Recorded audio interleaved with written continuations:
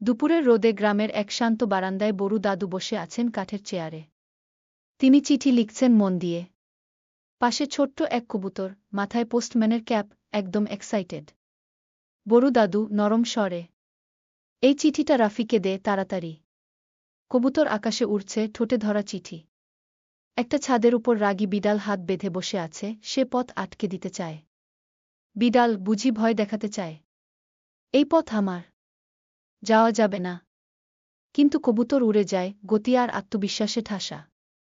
রাফি ছাদের উপর দাঁড়িয়ে, হঠাৎ কবুতর এসে চিঠি হাতে তুলে দেয়।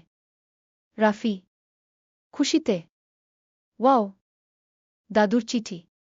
কবুতর স্পিচ বাবলে মজা করে, এক্সপ্রেস ডেলিভারি, ৫ টাকা টিপ দিলে আবার আসব। কবুতর আবার উড়ে চলে যায় আকাশে, পেছনে রঙিন ঝলমলে ট্রেইল। রাফি হাসতে হাসতে হাত নাড়ে।